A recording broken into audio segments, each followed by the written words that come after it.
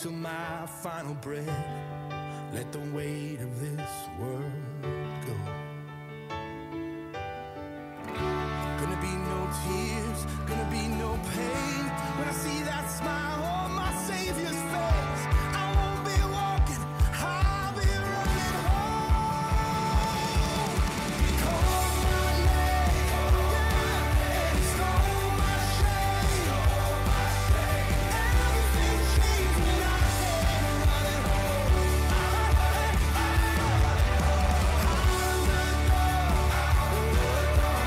Into his arms, no more running away.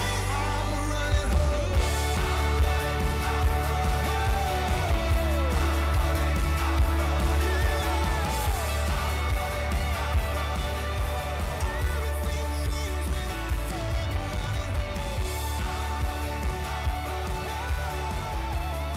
Ika nga sa isang awitin, babalik at babalik ka rin.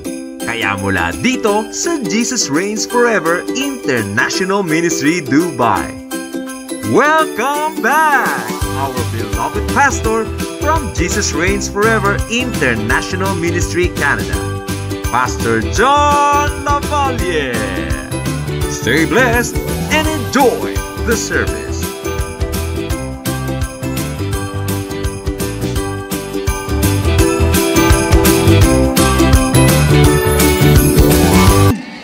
Praise God. Pwede po ba tayong tumayo at let's read these verses from Jonah chapter 3 verse 1 to 3.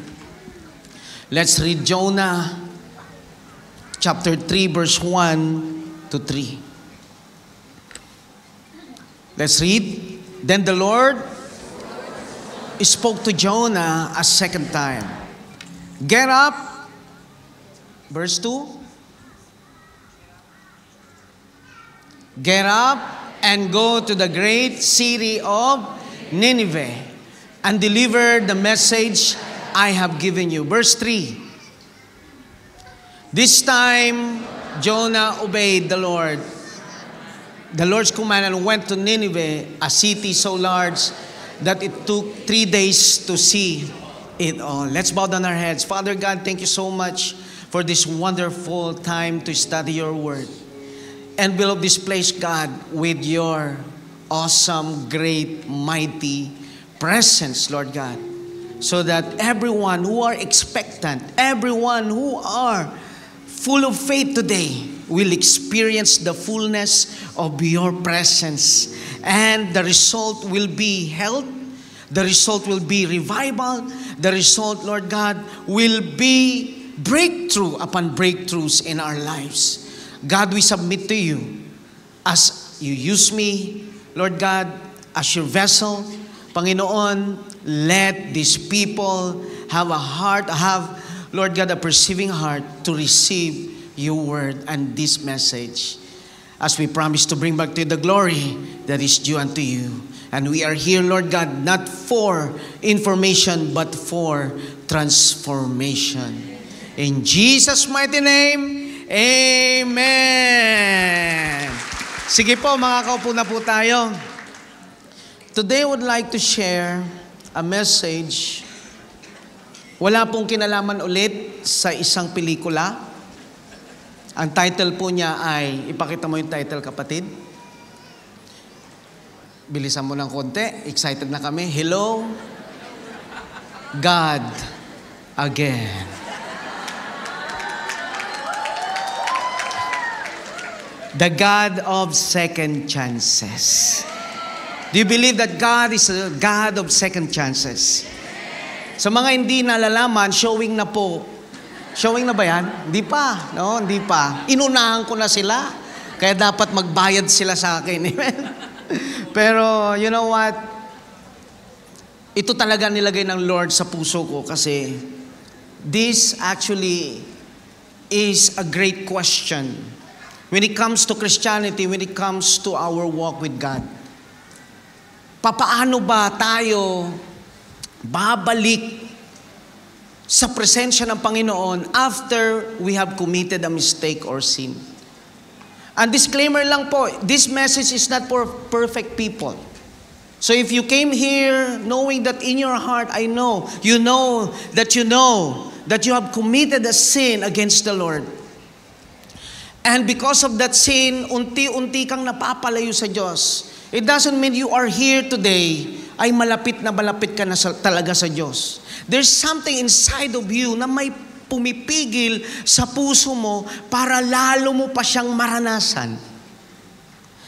There's something inside of us, and even the devil is whispering in our ears na sinasabi niya, hindi ka karapat-dapat sa harapan ng Panginoon. Pero I'm here to tell you, karapat-dapat ka because of Jesus. Sabihin mo sa iyong katabi, karapat-dapat ka dahil kay Jesus. So, if your joy is gone, and your love for God, wala, hindi nyo pa nakita siguro yung trailer no. Anyway, if your joy is gone, tell to your neighbor, if your joy is gone, and your love for God is cold, because at some point in your life, you have committed a mistake or sin, this is for you. Amen. And if there's guilt in your heart, parang mayroon pang guilt sa puso mo because of your past sins, after you have received Christ as your Lord and Savior, tuluyan na matatanggal talaga ang barrier sa iyong buhay. At makakaingakad, sasabihin mo, Panginoon, salamat po. Close na talaga ako sa iyo. So my goal of this topic this afternoon is lalo ka pang mapalapit sa Diyos. Parang wala yata akong kausap dito. Amen? Dahil ito po yung goal ng bawat mensahero ng salita ng Diyos, na kayo ay mapalapit sa Diyos at hindi sa amin na nagtuturo, sapagkat kami ay kapareho niyo lamang. Ang diferensya lang, nakasut ako. At narito ako sa inyong harapan. But I am nothing compared to God. Amen? We are all dirty. We are all soil or dirt in the sight of God. Binigyan lang ng pabor at ng biyaya ng grace ng Panginoon. Kaya sabi mo sa iyong katabi, naawa lang si Lord sa iyo. Tingnan mo yung mukha niya, kaawa-awa. Amen? Naawa lang talaga ang Diyos sa iyo. Amen? So that's why, this is for you, itong message na ito, at may mangyayari din, may marirestore dito. Mayroon dito maaaring magkaaway or may kaaway. O yung kaaway mo wala rito. Amen. Praise God, wala rito, pastor. Kaya hindi ako distracted. No? May marirestore ang relationship. Amen. Mga mag-asawa, lalong mapapalapit sa isa't isa. Hello? Yung mga, rito, yung mga medyo parang nanlalamig sa kanyang relasyon sa Panginoon at relasyon sa kapwa niya, muling sisiklab at muling mag-aapoy. Bakit? At lalong-lalo na, yung mga pag-ibig natin sa Diyos ay lalong lalago. Amen? I hope and I pray this message could minister to you in many ways. Kaya, fasten your seatbelt. We are about to take off. Pakitingnan yung seatbelt sa inyong mga upuan. Meron dyan. Amen?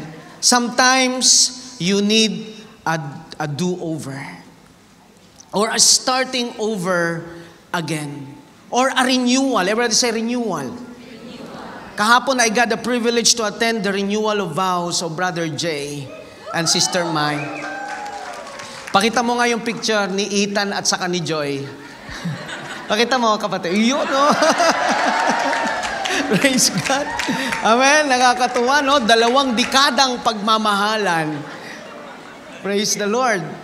Kami po ay 17 years na mag-asawa. Kaya kitang-kita po, no, na sila'y mas matanda kaysa sa amin. Praise God. Okay.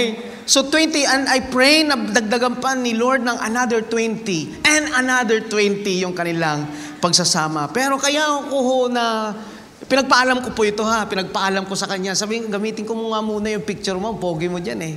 At ang ganda ni Sister Mai, no? Pero alam niyo, natuwa ako. Bakit? Kasi ang ganda nung kanilang testimony habang nag-exchange sila ng vows na dumating sa point na muntik silang maghiwalay. Amen? Pero, praise the Lord, buti na lang nandyan ang Diyos. Amen? At nandyan ang salita ng Diyos at naririto tayo na may church na gumabay, may mga leaders na gumabay sa ating mga kapatid na ito. Kaya sabi mo sa iyong katabi, kailangan mo ako, kailangan din kita. Amen. Kumbaga, in other words, nagkaroon sila ng second chance. Hello? Yan po ang isi-share ko sa inyo, yung second chance na ibinibigay ng Panginoon sa ating lahat. So if we could learn anything from the world changers of Hebrews chapter 11, di ba nababasa natin ang Bible? Nandun ang Hebrews chapter 11. We could learn that they were what? Number one, sila po yung mga tao na flawed. Everybody say flawed. Flawed people. Marami pong mga kamalian, maraming dapat baguhin sa buhay ng mga taong ito. Yung mga great men and women of God, hindi lang yan, kundi sila rin po ay far from perfect. They're not perfect people. They're like us. Although, mga kapatid, sila po ay hindi perpekto, ginamit pa rin sila ng Diyos. Kaya lahat tayo rito, candidate para gamitin ng Panginoon. And lastly, they failed God often. Parati nilang nafi-fail ang Diyos. Parati silang nadadapa. Bakit? Kasi tao din po itong mga men and women of God. The men and women we read about in what we call the Heroes Hall of Faith. Bigyan ko kayo ng isang halimbawa. Number one, si Abraham. Who is Abraham? The father of faith. And yet, he lied twice about Sarah being his wife. Nagsinungaling. Sabi mo nga sa iyong katabi, nagsinungaling. Pag-asawa mo, yung katabi mo, damahin mo yun. Sabi mo, nagsinungaling. Amen? Nang 2 beses.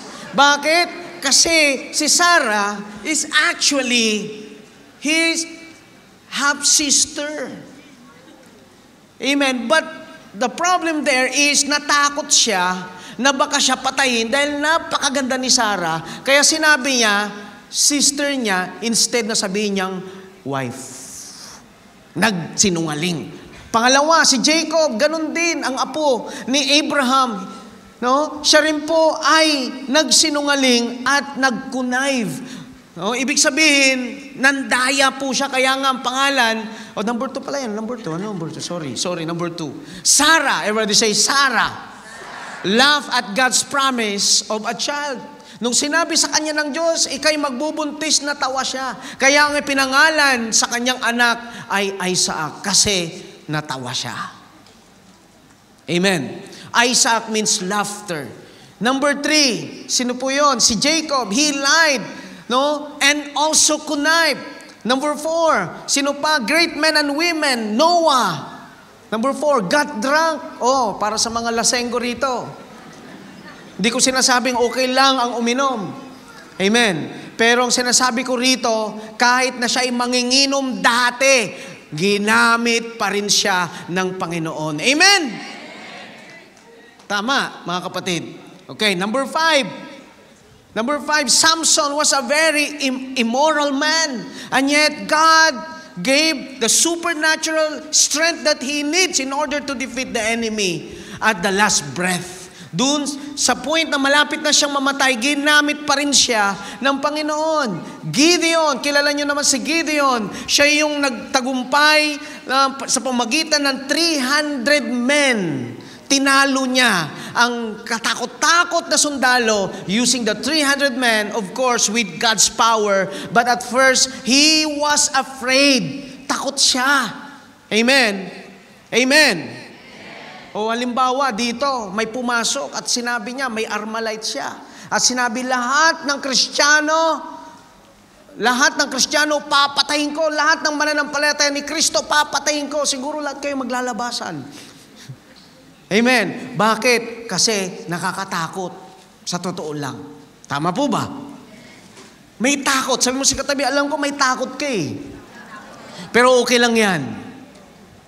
Parang wala talaga tayong kausap dito. Seryoso kayo ha, masyado, okay? Gideon was afraid. Number 7. Rahab was a prostitute. Come on! Sabi mo sa iyong katabi, prostitute. Hello? Isa ho siyang martilyo gang. Pokpok.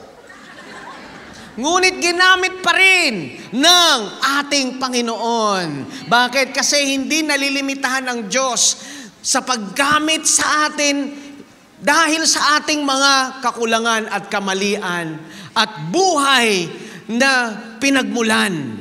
Hindi tinitignan ng Diyos ang iyong nakalipas. Hindi tinitignan ng Diyos ang iyong mga nagawa at patuloy na nagagawa. Even now, I'm telling you, brothers and sisters, kaya ka pa rin baguhin ng Diyos, kaya niyang ayusin ang buhay mo, kaya niyang itama ang buhay mo, nang sa ganon, maranasan mo na yung buhay na inihanda ng Panginoon para sa iyo. Palakpakan natin ang Diyos, come on. And of course, look at David. He was an adulterer and murderer. Diba? Si Bathsheba, kinuha niya sa palasyo niya at yung asawa niya na si Uriah na one of his soldier ay kanyang pinatay sa pamamagitan ng labanan.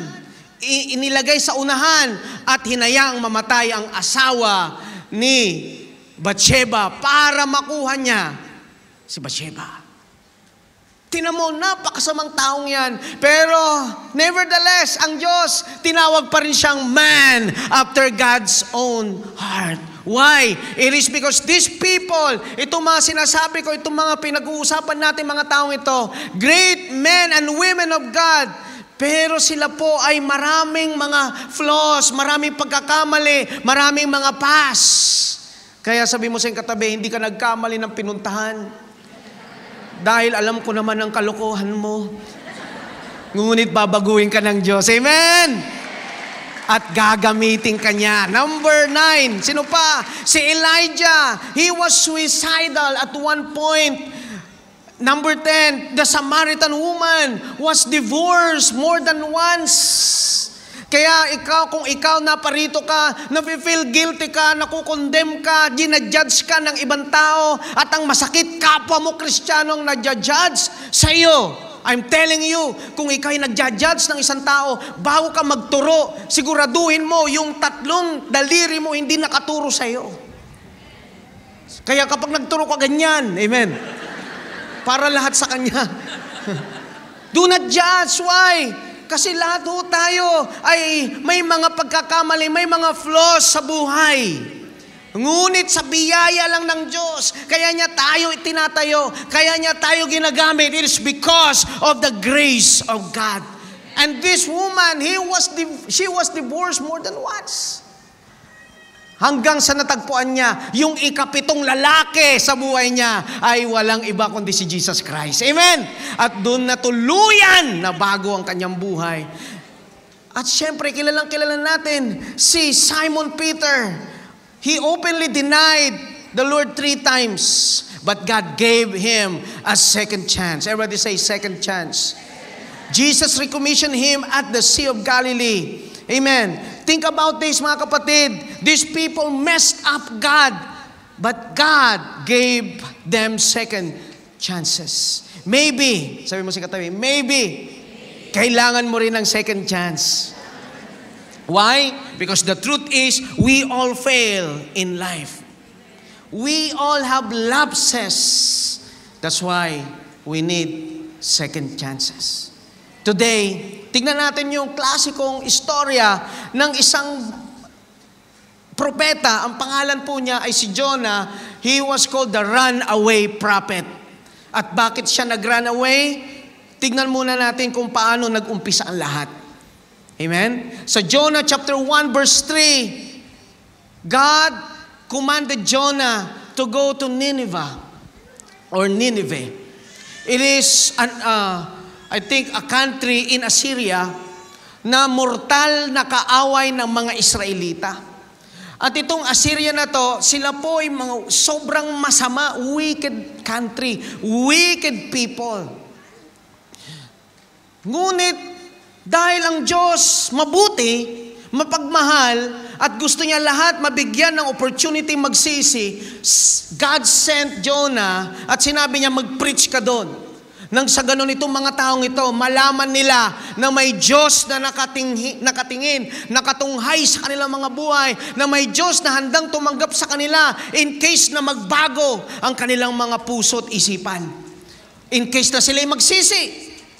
Ngunit ano ang ginawa ni Jonah? Si Jonah ay sumunod. Amen? Hindi.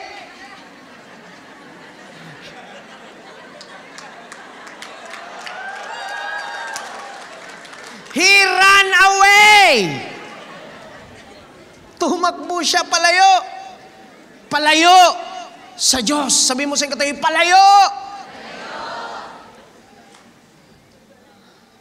Parang tayo din yun. Sabi mo sa katabi, same, my friend. Nung sinabi ng Diyos sa'yo, alisin mo na yan. Yung relasyon na yan, hindi nakalulugod sa akin.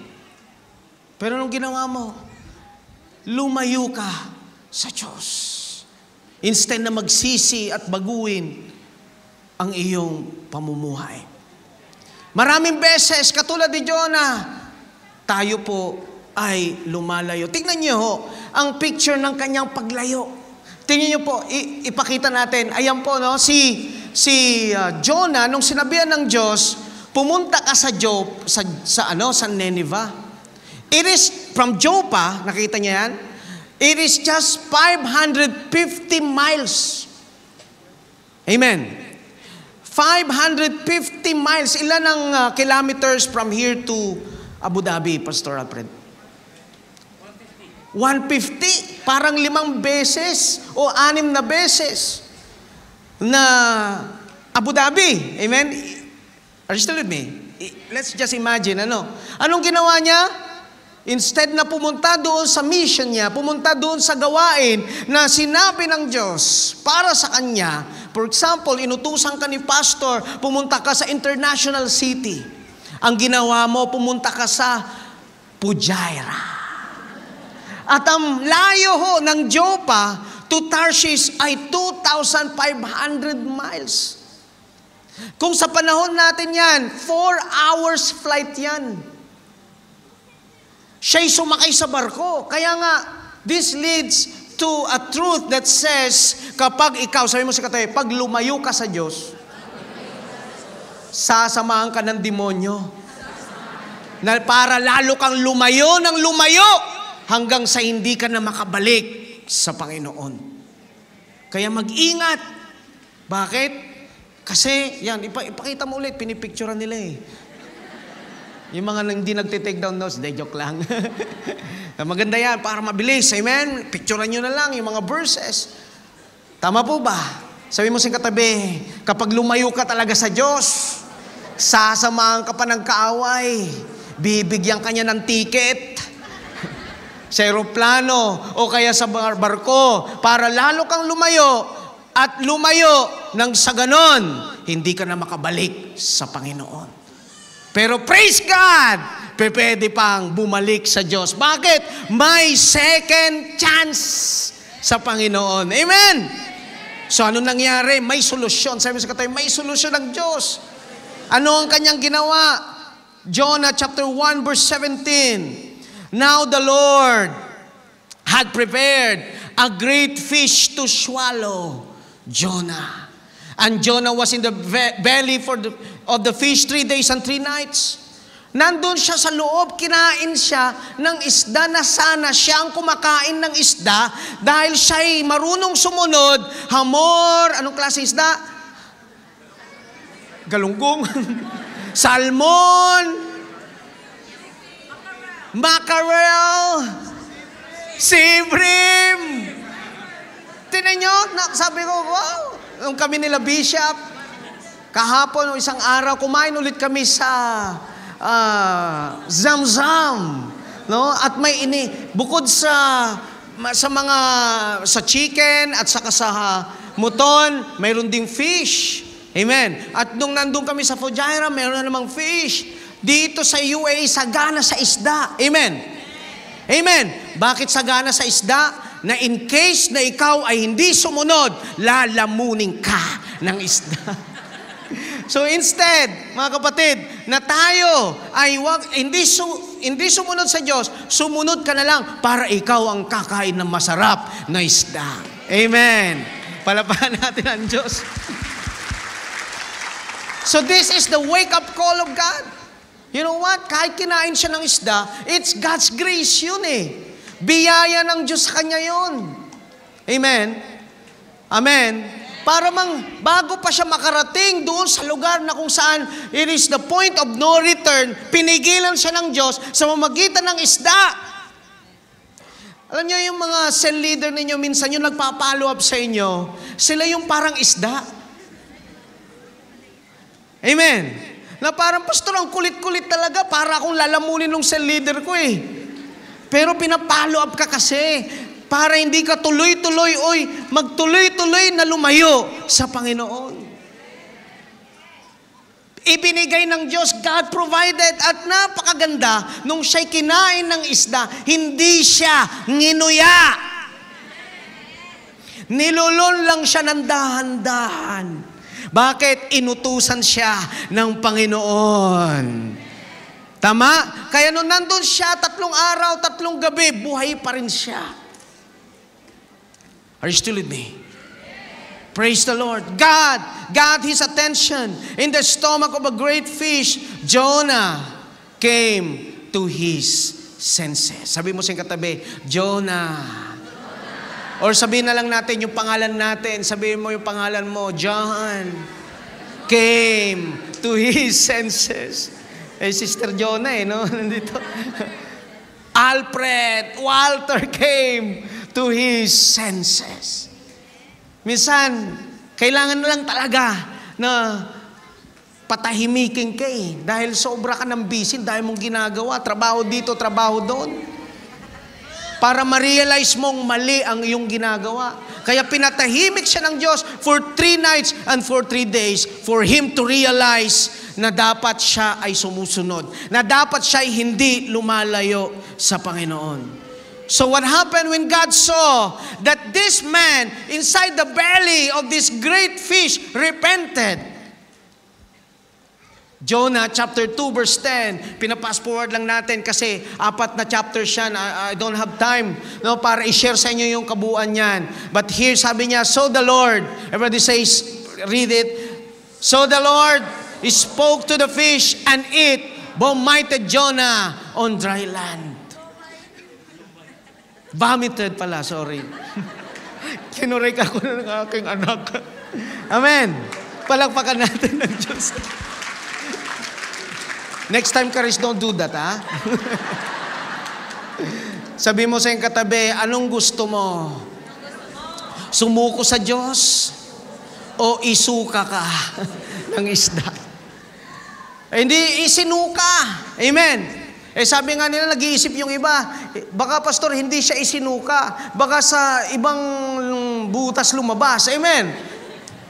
No? Kasi, nandun siya sa loob ng tiyan, maaaring na-irritate o maaaring talagang dito lumabas. We don't know. We don't have the details. Pero ang sabi ng Bible, isinuka siya sa dry land. The good news is, when you disobey God and felt like you've done a great sin, you can have a second chance and God can still use you. Amen.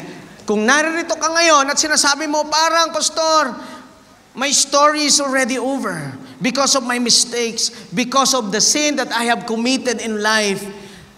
Tandaan mo to, huwag kang tatakbo sa Diyos. Lalo kang lumapit sa Kanya. I'm here to tell you, binibigyan ka ulit ng pagkakataon ng Diyos. Na lalo ka pang mapalapit sa Kanya. Na lalo ka pang, ang puso mo ay lalo pang umibig sa Diyos because He is the God of second chance. Amen. Now, why is it, bakit siya God of second chance? Why God gave Jonah the second chance. Bakit siya binigyan ng second chance? At bakit tayo binibigyan ng Diyos ng second chance? Number one, that is His nature. Nature niya, dahil siya ay loving, dahil siya ay full of grace, accepting, tinatanggap ka ng Diyos, kahit nagkamali ka, kahit nagkasala tayo, pinapatawad tayo ng Panginoon. At walang kaibahan nung bago tayo nakakilala at after tayo makakilala. Amen. Nature niya kasi yan. Ugali na lang Diyos yan. Na napatawarin ka. Pero maaring may iba sa inyo rito, some of you maybe will tell me, Pastor, I need not only second chance, but third chances, fourth chances, fifth, sixth, seventh. Alam niyo, ang nature ng Diyos, patawarin ka niya. Sabi mo sa katabi, patatawarin ka ng Diyos. Kahit ilang beses ka pang nagkamali at nagkasala. Amen! Hindi ka niya lulubayan hanggat hindi niya makuha ang puso mo. Hindi siya titigil sa'yo hanggat hindi ka mabago. Hindi siya titigil sa'yo hanggat hindi maayos ang iyong buhay. Bakit? Mahal ka ng Diyos. Nature niya ang patawarin ka. Amen. Amen. Pastor, Jonah. Ito kasi, Pastor, sa pangalawang pagkakataon, kaya ko siyang patawarin. Pero kapag pangatlo na, hindi ko na siya kaya. Kung siya, Diyos, kaya niya akong patawarin, kaya niya patawarin ng tao ng ilang ulit, ako, hindi ko yan kaya kasi hindi ako Diyos. Kaya sabihin mo sa iyong katabi, maghintay ka lang maya-maya. May susunod na point dyan. Ngunit gusto ko lang sabihin sa inyo mga kapatid that He is a God of second chance, third chance, fourth chance, fifth chance, sixth, seven. I'm not saying here na okay lang magkasala. Hindi ko sinasabi na kahit ulit-ulitin mo magkasala, patatawarin ka niya.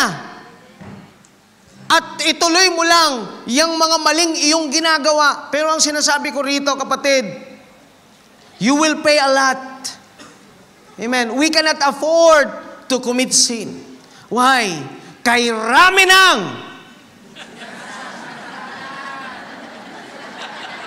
tuloy nyo. Ano yun? Kay rami ng winasak ang tahanan. Kay rami ng matang pinaluha. Kay rami ng pusong sinugatan. O tukso, lalayo na ako sa iyo. Amen. Tandaan mo to, habang ang iyong paa ay nasa lupa, pwede ka pa magkamali. Pero praise the Lord, there is always second chance in God. Amen. Siguro kung bubuksan lang ng Diyos ang langit at ipapakita niya ang CCTV niya, lahat ng ating iniisip, lahat ng ating ginagawa, kasi dito sa Sunday, banal na banal ka eh. Bait-bait mo, tingnan mo yung katabi mo, bait-bait yung katabi mo niya. Parang hindi makabasag pinggan ang kabanalan. Ewan ko lang sa Lunes, ewan ko lang sa Martes, sa Miyerkules, Huwebes, Biyernes, baka nakikipag-away na kay my friend yan. Sa halagang 2 dirhams, hindi binigay ang sukli. Amen? Dahil lang doon nasirang pagka-Kristiyano, minsan may magsasabi pa sa akin, Pastor, sa sobra ng talagang inis ko, hinumad ko ang pagka-Kristiyano. Sinuntok ko siya at ibinalik ulit ang pagka-Kristiyano ko. Alam ng Diyos na magkakamali tayo. Pero God provided already forgiveness for us. In fact, when Jesus died on the cross, alam nyo, lahat ng kasalanan mo, pinatawad na ng Diyos. Bayad na. Ang hindi lang bayad, yung consequence. Yung effect ng iyong nagawa. Kaya wisdom, kapatid, instead na ikay, Pastor, may second chance, may third chance, fourth chance naman eh. Aba, Jonah needed just one mistake. Amen. At sabi nga ng author, o sabi nga ng, sa Bible, mga scholar, ang sabi nila, Maaaring si Jonah, kasi after 4 chapters lang yan eh. Sa 4th chapter, at the last verse, medyo open-ended ang story at maaaring hindi ho siya totally talaga nag-repent. Now, if you will read the Bible, maigsi lang naman yun, Jonah 1, 2, and 3, and 4, makikita nyo sa dulo na parang walang pagsisisi o walang complete restoration kay Jonah. Pero ang sinasabi ko po, dito sa inyong harapan, na ang Diyos ay kaya kanyang patawarin kahit ilang beses ka pa na nagkamali at nagkasala. Tingnan nyo, sabi po ng verse sa, okay, pakita mo kapatid yung Matthew chapter 18, verse 21 to 22. I believe this is the nature of the Lord Jesus Christ. Kasi, nagkaroon sila ng question, itong mga disciple, kung makailang ulit nilang patatawarin ang sino mang nagkasala sa kanila. At ito, sabi po sa Bible, then Peter came to him and asked, Lord, how often should I forgive someone who sins against me? 7 times? Kasi sa law, sa batas, 7 times pwede mong patawarin. At kapag 8, wag mo nang patawarin. Amen. That was the law in the Old Testament. Anong sabi ni Jesus? No, not 7 times. Jesus replied, 70 times 7. Nang ibig sabihin ay walang katapusang pagpapatawad. So kung sinasabi ng Diyos yan kay Peter at sa kanyang mga disciple, ibig sabihin, Jesus handa kanyang patawarin. Kahit na magkamali ka, kahit na magkasala ka, kahit 2nd, 3rd, 4th, 5th, 6th, 7th chances, pwede kang patawarin ng Diyos. At pwede kanyang i-restore sa iyong relationship kay Kristo. Amen? Tama po ba? At ganun din sa Proverbs. If you see Proverbs 24 verse 16, for a righteous man may fall 7 times and rise again, but the wicked shall fall by calamity. Ang isa daw taong matuwid ay maaaring bumagsak ng 7 beses. Diba sinabi na ni Jesus yan? Na kahit 77 ay pwede pang patawarin. Amen. Ibig sabihin, sabi mo sa katabi, congratulations kapatid. Save ka na, sabi mo, save ka na. Bakit? Kasi alam ng Diyos na pwede kang magkamali. You know, as a Christian, since 1997, and I became a pastor since 2002, I have seen God move in my life. And I have seen the grace of the Lord keep on forgiving me, cleansing me, keep on repenting. I keep on asking God's forgiveness, cleansing. Hanggang ngayon, humihingi ako ng tawad sa Diyos. Bakit? Kasi nagkakamali, nagkakasala pa rin ako. Walang super pastor, walang super Christian. Lahat tayo nagkakamali, and we need God's grace para magpatuloy sa Panginoon. Sabi ng Bible, ang kasalanan, hindi lang ho yung ginagawa. Sa isip mo pa lang, sa puso mo pa lang, nagkasala ka na.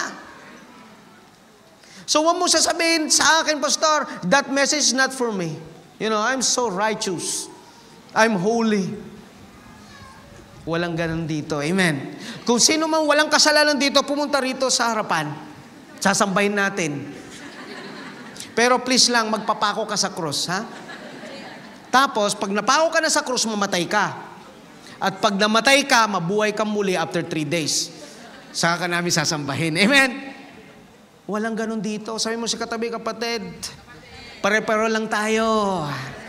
Makasalanan. Pinatawad ng Diyos. At ngayon ginagamit niya. At ngayon binabago niya. At may layunin, may purpose ang Lord sa bawat buhay na narito ngayon. Kaya kung ikaw ay naririto, kapatid, na parang feeling mo, Pastor, sa totoo lang, gusto ko naman talagang maging, seryoso na sa Panginoon eh. In fact, naririto ako ngayon kasi gusto ko na talagang lalong lumapit sa Diyos, lalong mabago ng Panginoon ang aking buhay kasi may misis ako, may anak ako, yung trabaho ko. Gusto kong maayos ng Diyos lahat yan eh. At ito na kapatid, ang kasagutan. Biyaya lang ng Diyos. Kailangan mo lang ng second chance. At paano? Okay? Warning ulit ha? Warning. God, ang forgiveness ni Lord ay unlimited. Pero ang time mo is limited. Kaya nga kung iniisip mo, Pastor, second, third, fourth, fifth, alam niyo kung bakit sinasabi ko sa inyo na ang Diyos pwede kang bigyan ng second, third, fourth, fifth, seventh chances o kahit marami pa na chances kasi alam ng Diyos. Number 2, God knows your frame. Amen? Alam ng Diyos, no? That to make you grow and change. Number 2, God knows and believes that you will fall. And the reason why God gave you second chance because He wants you to grow. Gusto niyang ikay lumago. Sabi mo sa katabi, lalago ka at magbabago ang buhay mo. Amen? Ito mahirap eh. Nandito tayo sa simbahan, parang feeling mo, pag isang attend mo lang, di ba, banal ka na kaagad. Hindi. No, pag pangatlong beses mo na yan, may ine-expect na ang tao sa'yo na at least kahit papano sana, mawala na ang bisyo mo o mawala na pagmumura mo o yung pagiging malaswa mo. Tanda mo to, naintindihan kita, babalik at babalik pa rin yan. Magmumulto pa rin yan. Amen. Amen. Kaya nga sinasabi ko rito, naintindihan ka ng Diyos, alam niya ang pinagdadaanan mo. Kasi pag pinilit mong maging perfect, ito, mahirap eh. Yung pinipilit nating maging banal, pinipilit nating maging perfect sa sarili nating kapangyarihan. Just allow God, kapatid. Hayaan mo lang ang Diyos baguhin ka niya, ayusin ka niya sa bawat salitang iyong napapakinggan, sa bawat mensahe na tinuturo, pinipreach dito, there's a chance for you to be transformed. Amen. Kaya ang gagawin mo lang, makinig, umupo, at mag-notes ka nang sa ganon, hindi mo nakakalimutan yung bawat mensahe at para ikaw ay tuloy-tuloy na talagang mabago at maayos ng Diyos. Amen? Sino dito tatas ang kamay niya ng mga gusto pang baguhin ng Diyos, gusto pang ayusin ng Diyos ang kanyang buhay? Amen? Praise the Lord. Hallelujah. Kaya, sabi mo sa katabi, mag-grow ka, kapatid. Okay. Basahin natin itong quotation na to. Second chances are not given to make things right, but are given to prove that we could be better even after we fall. Amen? I will repeat.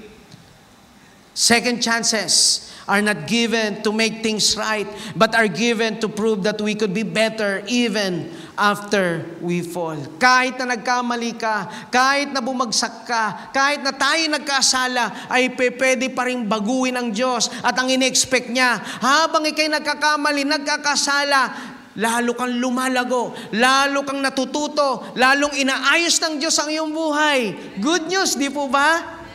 Amen. Nababaguhin ka ng Diyos habang nakikita niya yung mga pangit sa iyong buhay, habang lumalabas ang mga flaws mo, habang ang iyong buhay nagpapatuloy ka kay Kristo, may mga pangit na lumalabas sa iyo at sinasabi ng Panginoon, anak, aayusin ko yan. Anak, babaguhin ko yan. Anak, kaya kitang baguhin. Na para sa palagay mo at sa tingin mo, wala ka ng pag-asa, kinukondem ka ng demonyo, pati kapwa mo Kristiyano, parang tingin sa iyo, dinidemonyo. Amen.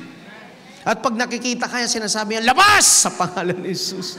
Parang feeling nila at feeling mo, parating ikaw yung topic, yung pinagkikwentuhan. Dahil ikay nagkamali, dahil ikay nagkasala. Pero I'm here to tell you, no condemnation in Christ. Naalala niyo yung babae na nagkamali, nagkasala? Inilagay ng mga Pariseo sa harapan at sinabi ng mga Pariseo, sinabi ng kasulatan na ang babaeng ito ay kailangan batuhin hanggang mamatay dahil siya ay nahuli sa pakikiapid. Ano sabi ni Kristo? Ang sino mang walang kasalanan, siya ang unang bumato. Isa-isa ho sila na umalis. Bakit? Kasi sila rin ay makasalanan. Nag-umpisa sa matanda, pabata ng pabata. Bakit? The more na nagkakaedad ka, the more na ikay lalong nagkakasala. Amen. Kaya itong mga taong ito, ginudge yung babae, ngunit Jesus Christ didn't judge her and send her away. At sinabi niya, go home and sin no more. Amen. Sabi mo sa katabi, go home and sin no more. It's like when God says that, there's a power in His Word na nung siya ay nakareceive ng ganong salita sa Panginoon, talagang nagbago ang buhay ng babaeng yun. Amen? No? And some says, siya daw si Mary Magdalene, at yung isa naman sinabi, siya daw yung isa sa mga sumuporta kay Jesus sa kanyang ministry dahil itong babae pala na ito ay may kaya siya yung mga naglilingkod kasama ni Jesus. Na bago ang buhay. Amen. God is in the business of transforming lives. Kaya dito, kapatid, wala ho ditong patagalan. Ako, matagal ko na rito sa church. 20 years na ako. Ever since nung na-establish ang JRFM Dubai, nandito na ako. Hindi ko matagal ka na, ay talagang okay ka na, perfecto ka na. Kapatid, wala sa patagalan yan. Amen. Wala rin yan sa pahabaan. Wala rin yan sa pabilisan. Saan kinukuha yan? Sa biyaya lang ng Diyos. Kaya kung bakit ka na riyan ngayon, kung bakit ikaw'y binabago na ng Diyos, kung bakit ikaw ay parang feeling mo sa sarili mo, dahil mightily used of God ka na. No, parang you have, because you are holy, so God is using you. Nagkakamali ka. God is using you because He is rich in mercy. Punong-puno siya ng biyaya sa iyo. Amen. Kaya, tingnan mo yung katabi mo, tingnan mo siya, mukha sa mukha, mata sa mata. Sabihin mo sa kanya, naawa lang talaga ang Diyos sa iyo. Kaya hanggang ngayon, buhay ka pa din. At hindi lang yung buhay, pinagpapala pa ng Panginoon. Biruin mo yan. Amen. God knows our frame. Everybody say, God knows our frame. Alam niya yung likaw ng bituka natin. Alam niya yung mga lapses. Alam niya yung personalidad natin. Alam niya yung mga pinagmulan natin. Alam niya lahat, pati iniisip. Tingnan niyo yung sabi ng Psalms 139, verse 1-4. O Lord, You have searched me and known me. You know my sitting down and my rising up. You understand my thoughts afar off.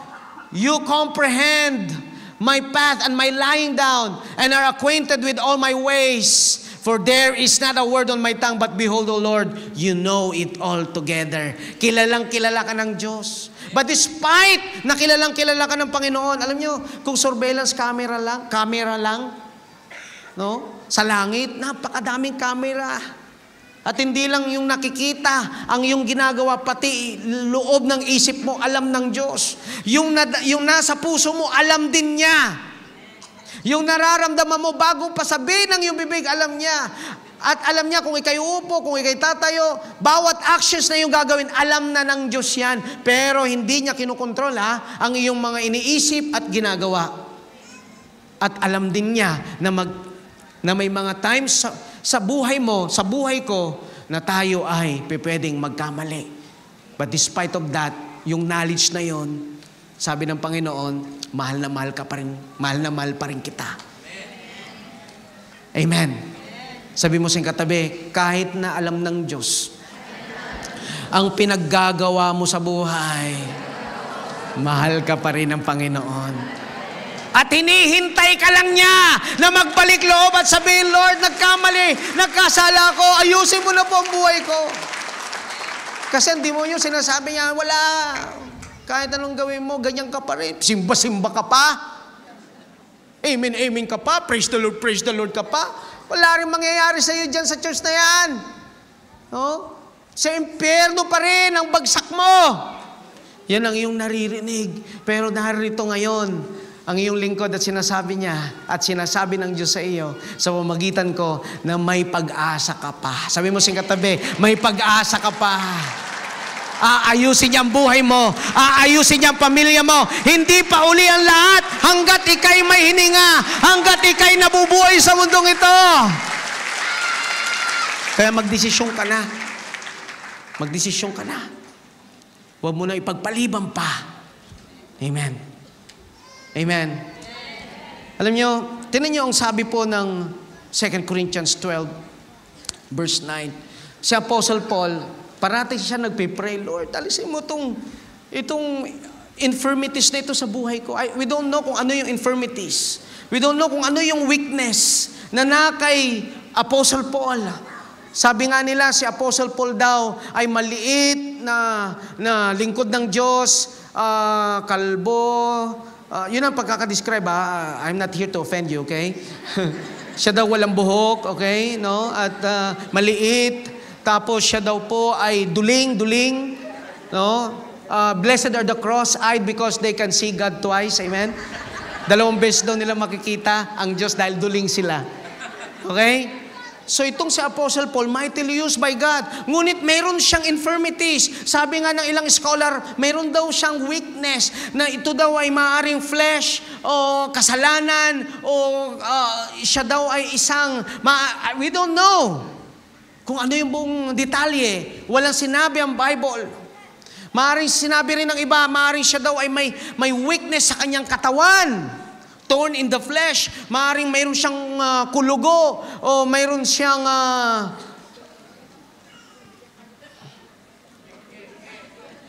arthritis, okay?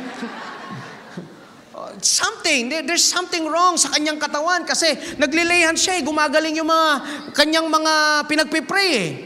No? Pero siya hindi gumagaling. Kaya there's question at the back of his mind na sinasabi niya, God, gumagaling yung mga tao. Binibless yung mga taong pinipreach ko. Pero ako, hindi ako nabibless. Pero ako, hindi gumagaling. Pero ako, may kainaan. Pero ako, may something pa rin sa buhay ko. Tanggalin mo, Lord, itong bagay na ito. Nang sa ganon, makapagpatuloy ako sa iyo at maglingkod ako sa iyo mightily. Ano yung ginawa, ang sinabi ng Diyos? Sa verse 9.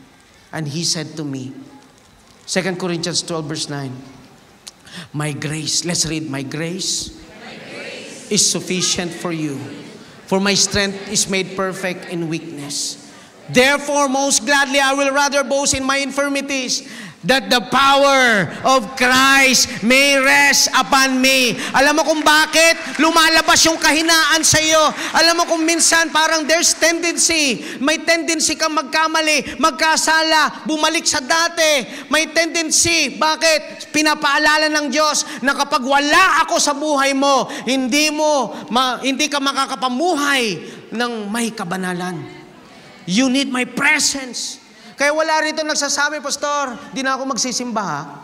Bakit? Napuspus ako nung last Sunday. Kaya 1 taon yun, reserva ko yun. No? Ano ko yun, no? Parang nagpa-boost ako ng battery doon. Diretso yun. Next year na tayo magkita, Pastor. Amen? Walang ganon. Kailangan mo ang Diyos araw-araw. Kapag pinagpapala ka, lalo mong kailangan ng Diyos. Kapag na-increasean ka na, lalo mong kailangan ng Diyos. Bakit? May tukso na pwedeng yung pagpapalang yon na dapat ay magpalapit sa iyo, ay pwedeng gamitin ng kaaway na magpalayo sa iyo. Ba, nagpipray ka, Lord, bigyan mo akong trabaho. Binigyan ka ng Diyos ng trabaho. Pero wala ka naman sa simbahan. Amen. Kaya, anong dapat mong gawin? God, tulungan mo ako. Sa iyo ba talaga galing ito? O sa demonyo? Amen. O yung isa naman, Lord, bigyan mo akong boyfriend. Kaso yung boyfriend na binigay, na nakita mo, sinagot mo, satanista. Amen. O wala sa Diyos. O hindi anak ng Diyos. Amen. Pero mga kapatid, tandaan mo to. Ang Diyos napakamahabagin, maawain, naiintindihan ka niya. Magbalik loob ka lang. Kapag nagkamali, balik lang sa Diyos. Tama? Tama? Kaya sabi ng Panginoon, kailangan mo ako.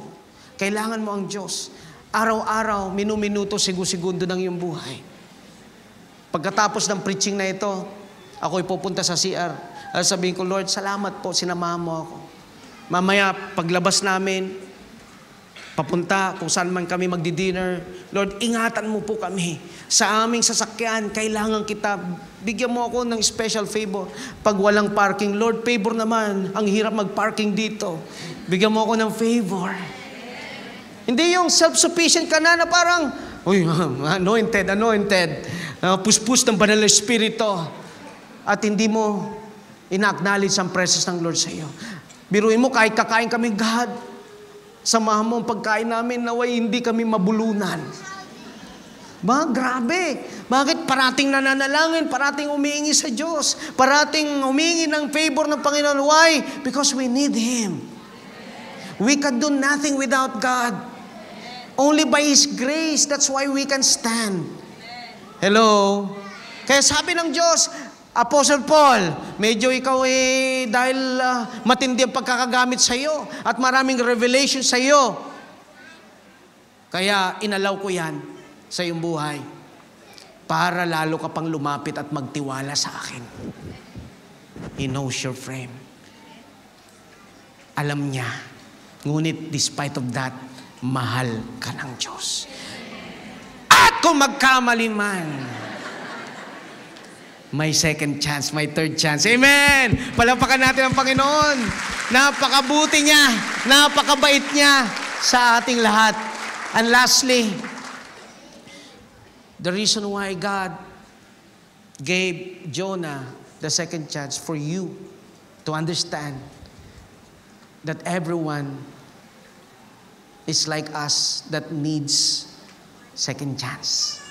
So that we could be more forgiving. Para lalo ka pang maging mapagpatawad. Kaya, alam niyo nangyari? If you could read yung verse 4, pakita mo nga Brad, yung verse 4, chapter 3. So, ano nangyari? Pakita mo ulit yung yung chapter 3, verse 1 yung text natin. Verse 1 and verse 2 and verse 3. Diba, niluwa na siya. Niluwa na siya ng isda, nung hamor. Amen. Pagkaluwa sa kanya nung hamor, tamang-tama sa dry land. At nangusap ulit ang Diyos. Everybody say, nangusap ulit ang Diyos. God doesn't just call, He calls again. Hindi lang siya tumatawag siyang paulit-ulit sa atin. Tinawag siyang muli ng Diyos. Then the Lord spoke to Jonah a second time, verse 2. Pakita mo yung verse 2. Get up and go to the great city. Hindi nagbago ang mensahe. Sabi ng Panginoon, bumalik ka sa original na mission mo. Tandaan mo to, kapag tinawag ka ng Diyos, hindi niya babawiin ang tawag mo. At sasabihin niya sa iyo, anak, balik ka sa tawag mo. Balik ka sa original na sinabi ko sa iyo. Hindi mo pa ito ginagawa, gawin mo ulit, i-empower kita. Don't worry. May condemnation sa isip mo, may guilt sa puso mo. Pero sinasabi ko sa iyo, ibinabalik kita at ini-empower pa rin kita at hindi ako nagbago sa iyo. Deliver this message that I have given you. Verse 3. This time Jonah obeyed the Lord's command and went to Nineveh. I don't know kung ano nagtulak kay Jonah para sumunod na sa Diyos. Alam nyo, maaaring dahil sa kabutihan talaga ng Diyos. Kaya sabi ng Bible, because of God's goodness, kaya tayo napapalapit sa Kanya. Hindi dahil sa kaistriktuhan ng Diyos Hindi dahil sa ang Diyos ay pag nagkasala ka, mapagparusa siya. Kaya ikaw'y bumabalik sa Diyos. Bumabalik tayo sa Diyos dahil siya'y mabuti sa ating buhay. Respond natin yan sa biyaya niya. So, this time, Jonah, sabi ng Bible, he obeyed the Lord. Verse 4, pakita mo yung verse 4. And Jonah began to enter the city on the first day's walk. Then he cried out and said, Yet 40 days. Ito pala yung message. Ito yung message. 40 days na lang ang Nineveh shall be overthrown. Gugunawin ng Diyos ang bansang ito. Walang matitira, kahit hayop, lahat mamamatay. God will judge this. Ay, parang dinadagdagan ko yun Ito lang sinabi niya no? Kunti lang sinabi niya, yet 40 days, and Nineveh shall be overthrown. No, inano ko lang, nilagyan ko lang ng amplified version yun. Amen? Pero ito lang sinabi niya. Alam mo nangyari? This is the greatest revival in the land. Biruin mo, ang pastor, 2 oras mag-preach. Walang nagsisisi sa kasalanan. May first service, second service, third service, may midweek pa. Pare-pareho pala ng buhay ng tao. Amen? Ngunit itong mamang ito, yet, ano sabi? Yet 40 days. 3 words. And Nineveh shall be overthrown. 8 words. Wow! Ang sarap ng trabaho ng pastor pag 8 words lang. Ang preaching, amen? Parang let's welcome the speaker for today, Pastor Walter Ico. Tapos tatay si Pastor Walter Ico. Yet for 1 day. 1 day lang. The Lord, if you will not repent, the Lord will judge you. Tapos, giyakan ng tao. Amen? Oh, praise God! Repentance, revival. Ano nangyari? Tingnan natin para masaya. Amen? So, verse 4, so, let's read. So the people of Nineveh believed God, proclaim a fast, and put on sackcloth for the greatest to the least of them. Verse 6.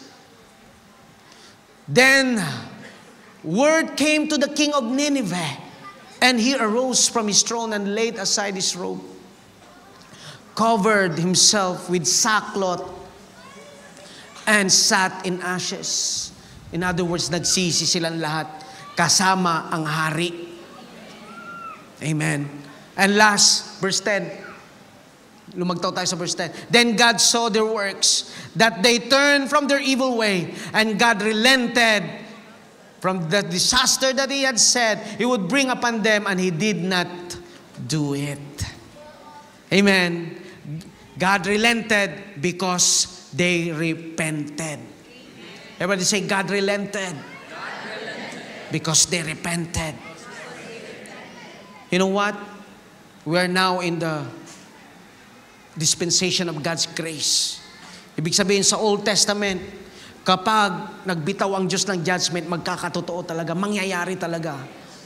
But right now, because we are under God's grace, under the Lord Jesus Christ, sabi ng Bible, gusto niya lahat magsisi.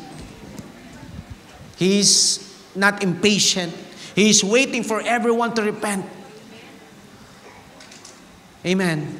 Alam niyo, nagalit itong si Jonah. Bakit?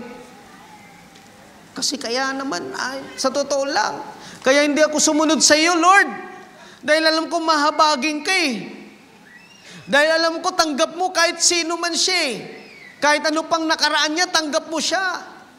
Kaya alam ko, magpapatawad ka once na ako'y nag-preach. Pero mo isang preacher, nag-preach sa libu-libong tao, tapos lahat nagsisi, hindi siya masaya. Siguro ako, kung mag-preach ako, biyayaan ako ng Diyos, makapag-preach sa 10,000 or 20,000 crowd. At itong crowd nito, ma-experience nila ang revival, magsisi, mabago, itouch ng Holy Spirit. Tuwang-tuwa ako. Amen. Yan naman kasi ang goal namin, nagpipreach kami para ma-bless ang tao, mapalapit sa Diyos, magsisi sa kasalanan ang tao. Pero siya, hindi siya natuwa. Alam niyo kung bakit? Sa puso niya kasi, mayroon siyang pagdaramdam. Mayroon siyang, gusto niya, may revenge sa heart niya. May unforgiveness sa puso niya. Hello? Itong mamang ito, sabi nga nila, maaaring yung family niya inabuso or pinatay o ginawa ng masama ng mga Assyrians, mga Nineveh. Kaya hindi niya mapatawad itong mga taong ito. Ngunit God called him to preach to his enemies. Bakit? To give him a lesson. Na pinatawad kita, anak, magpatawad ka din. Biniyayaan kita. Bigyan mo rin ng biyaya ang ibang tao. Bigyan mo rin sila ng kapatawaran. Unawain mo rin. Dahil inunawa kita. Minahal kita, kaya mahalin mo rin yung mga taong hindi ka ibig-ibig. Kaya, second chance. Amen. Kaya kung dito may mag-asawa, siguro kinakausap ka ng Diyos. God is giving you a second chance. And you also give second chance, third chance, fourth chance sa husband mo. Bakit? Kasi may gagawin ang Diyos na himala ngayong oras na ito. God is in the business of restoring people. Restoring families. Sinong kawawa? Mga anak natin. Ako, I am a product of a broken family. Magang-maga pa lang nung ako'y naulila na. But before that, nagkahiwalay sila. Nagka-family yung mom ko, yung dad ko nagka-family. Dalawang magkapatid lang kami. Nandito nga yata yung ate ko. Dalawa lang kami. Amen. Nakita ko yung bunga ng isang pamilyang wasak.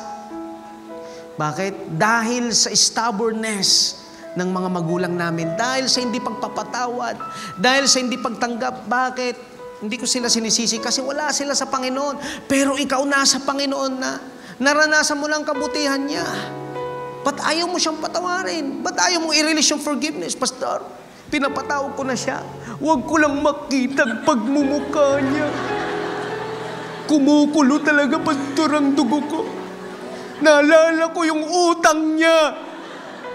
10 dekada na. Hindi pa rin. 100 years yun ha. 1 dekada na, hindi pa rin niya binabayaran. Amen. Alam niyo, mas maigi siguro, patawarin mo na rin pati yung utang niya. Kung talagang hindi. Bakit? Dahil lang sa 500 dirhams, hindi sasaya ang buhay mo. Iniisip mo parati pag nagpo-post siya dun sa Facebook. Post ng post kung saan nagpupunta. Hindi naman nagbabayad ng utang. Bitter ka. Bakit? Kasi alam niyo, sabi mo sa katabi, yung kinikim-kim mo, ilabas mo na. Di ba alam naman natin na ang cancer dahil sa stress, dahil sa sama ng loob, at yung mga bagay sa puso mo na hindi mo mailabas. Yung inaalagaan mo sa puso mo, Pastor. Hindi ko talaga siya mapapatawad. Sinaktan niya ako. Pati patawaran mo na siya. Who knows? Inihipo na siya ng Diyos ngayon. Amen? At hindi mo nga alam, baka nandito rin siya. Hipuin siya ng Diyos at bibigyan siya ng second time. Bakit? For the sake. Para sumaya naman yung remaining years mo, pambira. Ilang years lang ba tayo sa mundong ito? We don't know when, kung kailan. Darating kung dumating si Jesus bukas. Paano yun? Paano kung ilang days lang ang buhay natin sa mundo? 50 years, 60 years, 70 years, 80 years. Ang iksi lang yan. Sabi ko nga, 5 years lang yung nakalipas nung huli ko kayong nakita. Parang kahapon lang. At ngayon, aalis na rin ulit kami. Sana makabalik ulit. Amen? Alam niyo mga kapatid, gusto kong sabihin sa inyo, kung mayroon ka nang iiwan ngayon, iwan mo na. Iwan mo na dito. Ibig sabihin, yung sama ng loob mo. Yung hindi pagpapatawad natin. O yung mga mahal natin sa buhay, sa Pilipinas, baka mayroon pa rin tayo hindi pinapatawad. Yung nanay mo, tatay mo. Why? Pinatawag ka ng Diyos eh. Kung sana hindi ka pinatawad ng Diyos, huwag kang magpatawad. Kung hindi mabuti ang Diyos sa iyo, sana, kung hindi mabuti, huwag kang maging mabuti sa kapwa mo. Pero kaya nangyari ito sa istorya ni Jonah, kasi may gustong ituro ang Diyos kay Jonah, na kahit gaano pa kasama ang mga taong ito, mahal ko sila. At may chance pa rin sila na magbago. Ito, dito talaga ako grabe, gusto ko talagang maglupasay sa salitang ito eh. Alam mo, sabi mo sa katabi, hindi pa tapos si Lord sa iyo eh. At ito yung word nito. Ipakita mo ngayon last word. God will not give up on you.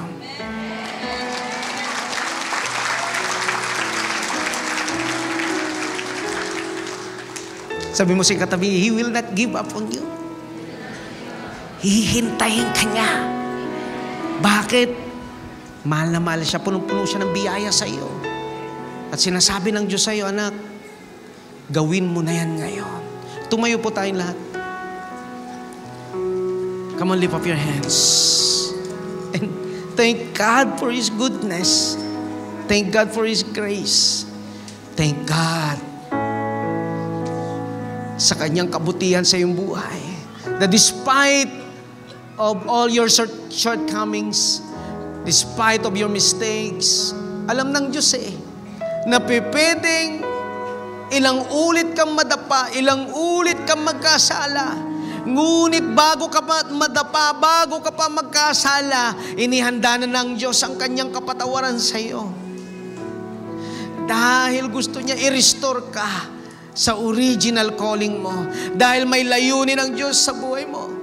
Kaya kapatid, kung narito ka, ang dami-dami mong excess baggage, marami kang daladalahin sa puso. Will you please lay it down at the feet of Jesus today? Shall we sing that song, the chorus? You've been so good to me. At habang inaawit natin yan, kausapin mo ang Panginoon. Lift up your hands. You can cry to God and say, God,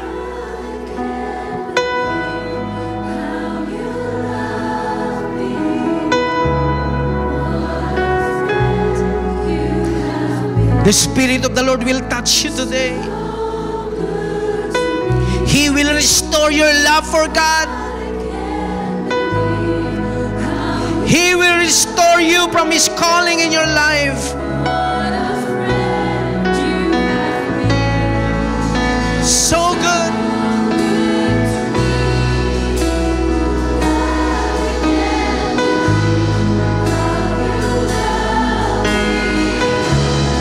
What a prayer.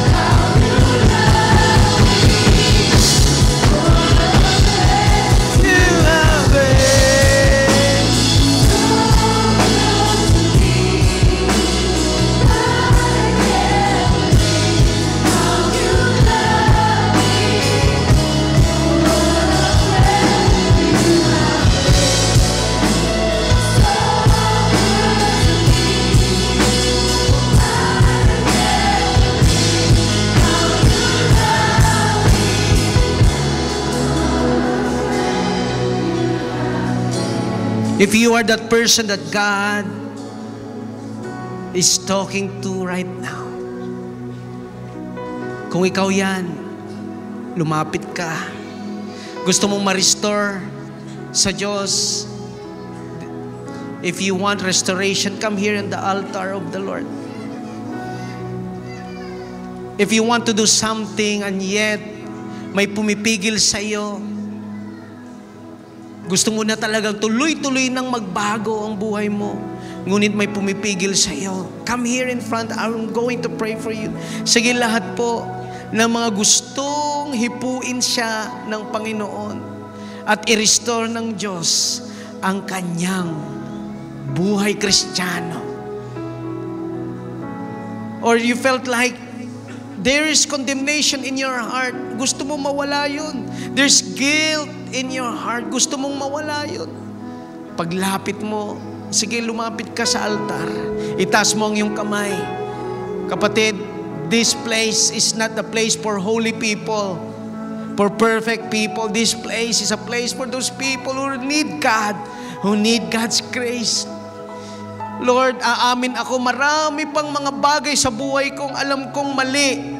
Paglapit mo rito, may gagawin ng Diyos sa iyong buhay. Lord, hindi ko mapigilan. Tuloy-tuloy pa rin yung kasalanan sa buhay ko. Lord, help me by your grace. And God's grace for you right now is sufficient. Cry out to the Lord. God, you've been so good to me. Lord, napaka-gracious mo. Ako lang naman, Lord, ang parang si Jonah, pilit na lumalayo, pilit na tumatanggi, pilit na dumidistansya sa iyo. Lord, arestuhin mo kaming lahat ng iyong pag-ibig, ng iyong kapatawaran. Kapatid, I want to tell you right now that God has already cleansed you, forgive you, and He is restoring you. Yes, mayroon dito, inihipo siya ng Diyos, nililinis siya ng Diyos, tinatanggal lahat ng kabigatan sa puso niya. At sinasabi, Lord, here I am, God. I want to be free. I want to live a life that glorifies you. Yes. Lord, we are here this afternoon. We need your touch. We need your power. Lord, a righteous man falleth 7 times but rises again. It is because of your grace. It is because of your Spirit. It is because of your power in our lives, God. At kailanman di kayo nagbago, Panginoon, because your callings in our lives are irrevocable. Kaya kung alam mong may calling ka, kung alam mong ikay tinawag ng Diyos, ngunit dahil sa iyong mga kapalpakan sa buhay, ngunit dahil sa iyong mga maling desisyon, na parang hindi ka na tinawag ng Diyos, nagkakamali ka, kapatid, tinawag ka pa rin ng Panginoon, at may mensaheng Diyos sa iyo, kaya kanyang gamitin, at mas matindi pa ang pwedeng gawin ng Diyos sa iyong buhay. Yes, Lord. Oh God, you are so good. You are so good. You are so good.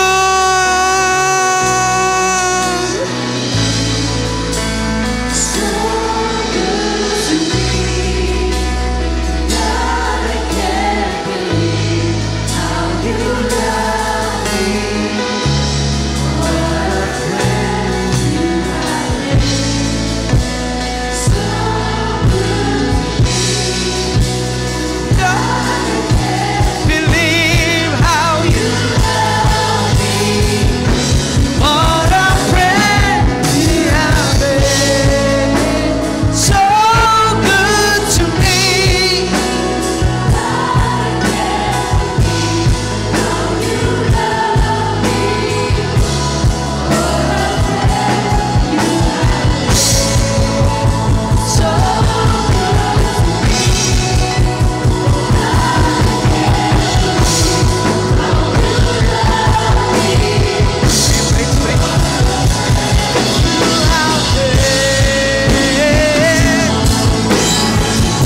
Yes, God, in the name of Jesus, Lord, touch, Lord, restore, Lord, restore, touch in the name of Jesus, touch, oh God, Lord, restore, touch, cleanse, restore, Lord, tinawag mo, Panginoon, ang aking kapatid na ito, ibalik mo siya. Alam ko po na mas matindi ang kaya mong gawin sa kanyang buhay. Lord, in the name of Jesus, touch, touch. Pinatawad ka ng Panginoon. Nilinis in the name of Jesus. Yes, touch, Lord. Touch. Touch, oh God. God loves you. Yes, touch. Touch.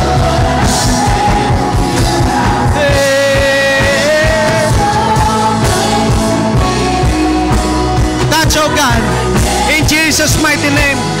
Touch, Lord. Touch, oh Lord. touch, oh God. In the name of Jesus. Lord, your grace is sufficient for me, Lord. Your grace is sufficient for me, for all the things that I have done. You are the God of second chances. Kaya sinasabi ng Panginoon sa iyo, kapatid, kaya kang muling gamitin ng Diyos. At mas higit pa ang kaya niyang gawin sa iyong buhay. In the name of Jesus. Lord, touch him. Touch him, Lord. Touch him, God. Touch him, Lord. God, you're so good. You're so gracious. Come on, lift up your hands once more. Lift it up higher. Alam ko kahit nandiyan ka sa likod, kahit nandiyan ka sa gitna, kaya kang hipuin ng Panginoon. At habang nakataas ang iyong kamay, the Lord is telling you, anak, I am not giving up on you. I am not giving up on you.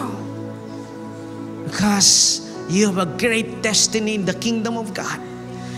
And I can use you. Even after a second time. Even after at the third time. Even if I give you many chances. Because I am gracious to you and to your family. Kaya lahat ng nakatas ang mga kamay niya, receive right now the power of God in your life, the grace of God in your life. Receive the grace of God. Lord, puspusin mo kami ng grace, puspusin mo kami ng biyaya mo. Na Lord, hindi lamang, alam po namin, hindi lamang kami pinatawad mo. Lord, pinatawad mo rin, Panginoon, yung mga taong nakasakit sa amin. Kaya help us, God. Help us, Lord God. Iniiwan na namin sa oras na ito, sa lugar na ito, dito sa lugar na ito, ang lahat ng bitterness namin, lahat ng unforgiveness namin, lahat ng mga issues namin, lahat po, Panginoon, ng mga, Lord God, excess baggage namin. Anything, Lord God, that easily cumbered our Christian life, that easily distracts us from your calling and from our walk, Lord God. Lord, nais namin lumakad sa iyong kapangyarihan at sa iyong biyaya. Lord, help us, Lord, to rely on you every day, every hour, every minute sa aming mga buhay. Because, Lord God, we cannot live a life without you. Lord, salamat po sa iyong kabutihan. Salamat po sa iyong biyaya. Salamat po sa iyong paghipo. At lahat ng taong narito na may karamdaman, Lord, I know, Panginoon, pinatawad mo na kami at pinagaling sa aming mga karamdaman. Dalawa yan, kapatid, pinatawad ka na ng Diyos. Hindi na ang iyong katawan ang magbabayad sa iyong mga nagawang kasalanan, sapagkat si Jesus na ang nagbayad sa cross. Sa pamamagitan ng kanyang latay, ikay pinatawad at pinagaling sa iyong mga karamdaman. Don't keep on hitting yourself, blaming yourself. God's grace is enough for you to touch you, heal you, and to do a miracle in your life and in your situation. At sa mga nagnanalangin na magkaroon na sila ng trabaho, Lord God, alam ko po, in the name of Jesus, may mga trabahong nakahanda para sa iyong mga anak. Hindi ito, Panginoon, trabaho, Lord God, na ibibigay mo sa kanila ayon sa kanilang mga ginawa, kundi ayon sa iyong pabor at biyaya.